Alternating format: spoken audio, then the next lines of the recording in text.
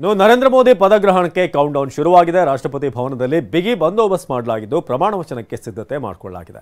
ಹಾಗಾದ್ರೆ ನಾಳಿನ ಕಾರ್ಯಕ್ರಮಕ್ಕೆ ಯಾರೆಲ್ಲ ಬರ್ತಾರೆ, ಯಾರ್ಯಾರಿಗೆ ಆಹ್ವಾನ ನೀಡಲಾಗಿದೆ, ಬನ್ನಿ ನೋಡೋಣ.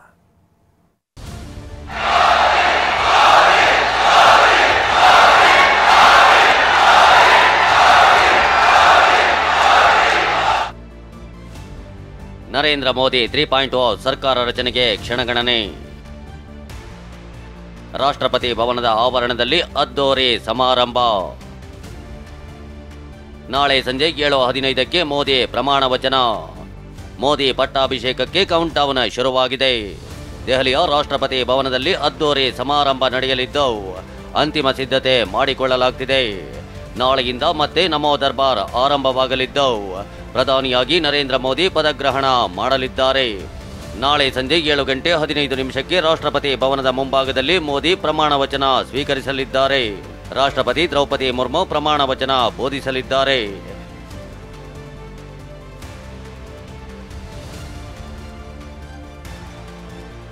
ಏಳು ಸುತ್ತಿನ ಕೋಟೆಯಾದ ದೆಹಲಿ ಬಿಗಿ ಬಂದೋಬಸ್ತ್. ನಾಳಿನ ಪ್ರಮಾಣ ವಚನಕ್ಕೆ 3 ಹಂತದ ಭದ್ರತೆ ಒದಗಿಸಲಾಗಿದೆ. ರಾಷ್ಟ್ರಪತಿ ಭವನದ ಒಳಗೆ ಮತ್ತು ಹೊರಗೆ 3 ಹಂತದಲ್ಲಿ ಬಿಗಿ ಬಂದೋಬಸ್ತ್ ಮಾಡಲಾಗಿದ್ದು ಹದ್ದಿನ ಕಣ್ಣಿಡಲಾಗಿದೆ.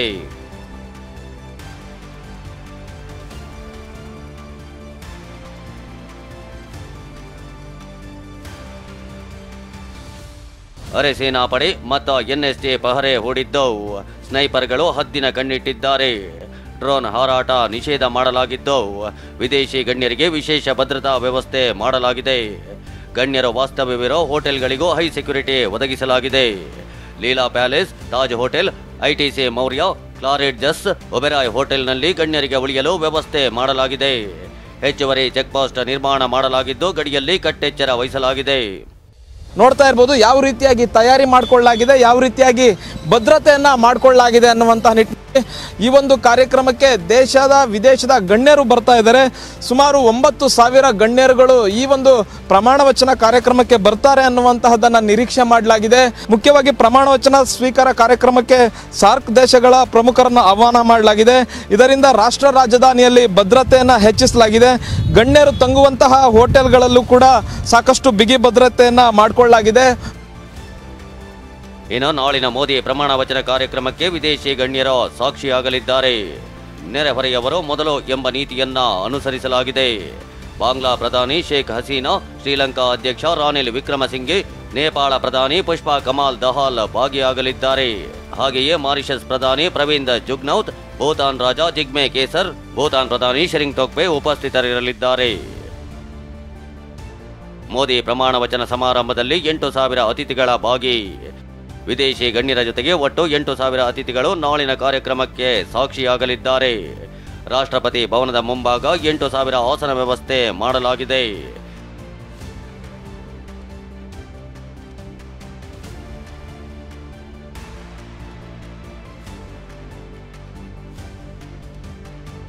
ಎಂಟು ಸಾವಿರ ಅತಿಥಿಗಳ ಪೈಕಿ ಭಾರತದ ಖ್ಯಾತ ವಕೀಲರು, ವೈದ್ಯರು, ಕಲಾವಿದರು ಇರಲಿದ್ದಾರೆ. ಕೇಂದ್ರ ಸರ್ಕಾರದ ಯೋಜನೆಗಳ ಫಲಾನುಭವಿಗಳು, ಬುಡಕಟ್ಟು ಮಹಿಳೆಯರು, ಪೌರ ಕಾರ್ಮಿಕರಿಗೂ ಆಹ್ವಾನ ನೀಡಲಾಗಿದೆ. ಜೊತೆಗೆ ಪದ್ಮ ಪ್ರಶಸ್ತಿ ಪುರಸ್ಕೃತರು, 50 ಧಾರ್ಮಿಕ ಮುಖಂಡರು, ಚಲನಚಿತ್ರ ತಾರೆಯರು, ಕ್ರೀಡಾಪಟುಗಳು, ಕೈಗಾರಿಕೋದ್ಯಮಿಗಳು, ಮಂಗಳಮುಖಿಯರಿಗೂ ಆಹ್ವಾನ ಹೋಗಿದೆ. ಸೆಂಟ್ರಲ್ ವಿಸ್ತಾ ಸಂಸತ್ ಭವನ ನಿರ್ಮಾಣ ಮಾಡಿದ ಕಾರ್ಮಿಕರು ಪ್ರಮಾಣ ವಚನ ಕಾರ್ಯಕ್ರಮದಲ್ಲಿ ಭಾಗಿಯಾಗಲಿದ್ದಾರೆ. ಹಾಗೆಯೇ ವಂದೇ ಭಾರತ್, ಮೆಟ್ರೋ ಮತ್ತು ರೈಲ್ವೆ ಸಿಬ್ಬಂದಿಗೂ ಆಹ್ವಾನ ನೀಡಲಾಗಿದೆ. ಇನ್ನು ಮಹಿಳಾ ಲೋಕೋ ಪೈಲಟ್ ಸುರೇಖಾ ಯಾದವ್ಗೂ ಆಹ್ವಾನ ನೀಡಲಾಗಿದೆ. ನಾಳೆ ಸಂಜೆ 7:15ಕ್ಕೆ ಪ್ರಮಾಣ ವಚನಕ್ಕೆ ಮುಹೂರ್ತ ಫಿಕ್ಸ್ ಆಗಿದೆ.